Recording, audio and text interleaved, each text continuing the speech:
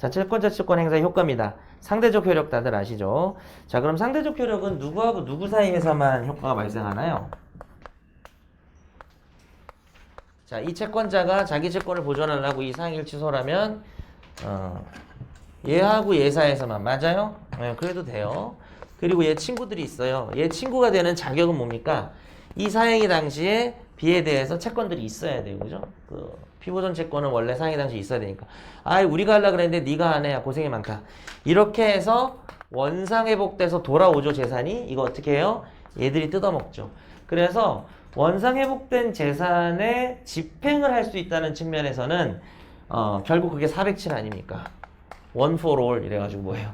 내가 사행위 취소하는 거는 모든 채권자를 위해서 한다는 그 말이 돌려놓은 거를 집행할 수 있다는 거죠. 그러니까 내가 나만이 아니라 모든 사람의 책임 재산을 보전했구나라는 제도인 겁니다.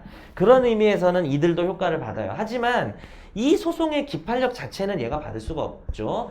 그러면 이 소송을 집행을 하는 거, 집행이 뭐예요? 야, 말소해라 라고 말하는 거 있잖아요. 그 말은 얘만 할 수 있는 거예요.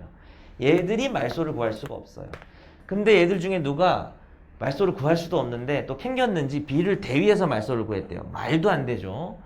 여러모로 말이 안 돼요. 지금 소송을 안 해서 두 번 틀린 거야. 소송을 안 해서 말소도 못하고 뭘 얘를 대위해. 얘가 얘한테 말소청권인 것도 아닌데 그냥 얘가 말소청권, 차라리 뭐 얘를 대위하든지.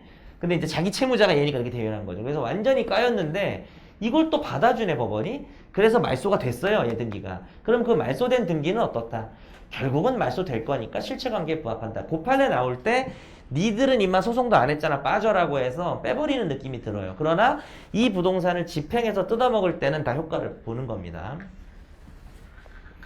그리고 얘는 이 채권을 절대 넘을 수가 없죠. 특히 가액배상인 경우에는.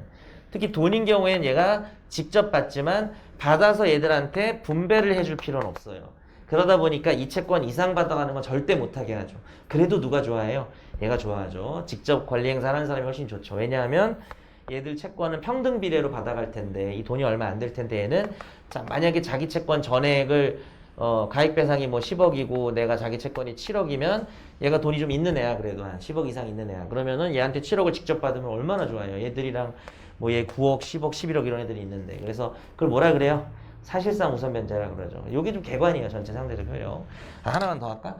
그래서 이 지금 얘들 등장해가 좀 지저분해졌는데 얘들 뺍시다 이제. 얘들 빼고 요렇게 돌려놨을 때 어제도 얘기한 것 같아요. 근데 다시 한번 말씀드리면 얘가 이렇게 재산이 돌아가면 사실 공적 장부에 어떻게 돼요? 이 지워지는 거예요. 공적 장부를 이렇게 썼지만 외부적으로는 얘가 여전히 소유자라는 거예요. 오로지 뭡니까? 얘가 이제 집행 들어갑니다 하면서 들어갈 거 아니에요. 그럴 때 얘가 만약에 말소를 안 하고 사행위 취소를 안 했다면 지금 자기 소유물이잖아요.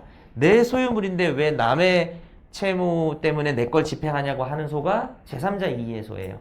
제3자 이의소를 못하게 미리 단도리 치는 게 사행위 소송이에요. 사행위 소송에서 A와 C 사이에 어떤 질서를 형성합니까? 너는 내가 네 재산으로 지금 되어 있는 걸 집행하더라도 제3자 이의소 못한다. 왜냐하면 너하고 나 사이에서는 B가 소유자라는 질서를 형성하고 또 그렇게 이행을 시켰다라는 거죠. 그러나 대외적으로는 C가 소유자고 B에 대해서도 누가 소유자예요?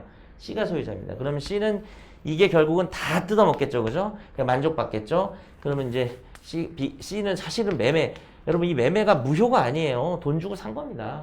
근데 이렇게 이런 난리를 치니까 C가 B한테 뭐라 그러겠어요? 만나서 1번 너한테서 부동산을 샀는데 소유권을 잃었다. 2번 너한테서 부동산을 샀는데 소유권을 잃은 건 아니지만 내 소유물로 네 채무를 집행했다. 뭐라고요? 2번이라고 그랬죠. 그래서 이게 뭐예요?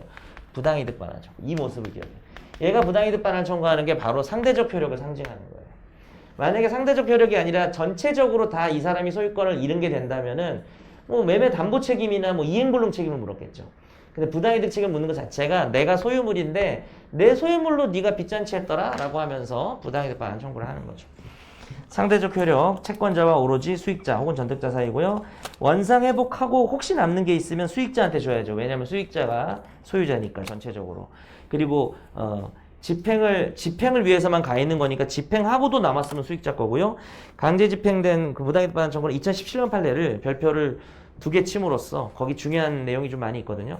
사행위 취소 및 원상회복이 이루어진 경우 채무자는 수익자 또는 전득자에게 부당이득 반환 의무가 있다. 이것도 일단 중요해요. 그죠? 강제 집행이 원상회복이 이루어졌을 때 채무자는 사실 뭐 말이 좀 생략이 되어 있지만 사행위 취소 및 원상회복 및 집행도 다 이루어진 거예요. 그래서 집행이 다 이루어졌을 때는 채무자는 그 민폐 끼쳤잖아요. 수익자 전득자한테. 그렇긴 하죠. 사실 수익자 전득자가 잘못한 거라고는 물건을 사거나 이러면서 저 사람이 이제 자력이 거의 없구나. 이걸 알고 있었던 거죠. 이제 그거에 걸맞는 책임을 지는 거고 불법행위 책임지고 그러진 않아요. 사행했다고 해서 얘를 뭐 법질서에 엄청나게 위배된 사람으로 보진 않습니다.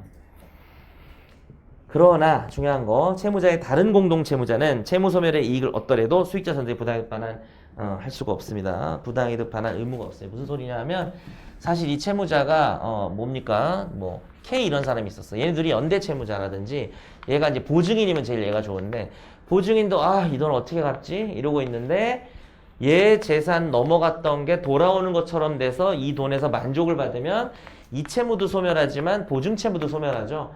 잘못 생각하면 얘도 이익을 봤다고 생각할 수 있고 하여튼 K에 대해서도 사실 이 집은 수익자의 것이긴 하거든요. 그래서 잘못 생각하면 얘한테도 부당이득 반환을 구할 수 있을 것 같지만 그렇게까지는 보진 않는다는 겁니다. 조금 최신 판례인데 그러니까 결국은요 대외적으로는 B나 K에 있어서는 남의 재산으로 자기들 채무가 소멸한 거예요. 근데 이 채권자 취소의 그 문제됐던 그 채무자가 아닌 다른 공동 채무자, 보증인 같은 사람 경우는 반사적인 이익은 누리지만 부당이득 반환 의무는 없다. 그냥 외우시는 게 제일 속편할 것 같아요. 그거는 조금 객관식에 나오지 않을까 싶고 근데 부당이득 반환 의무가 중요하니까 별표 2개를 했습니다.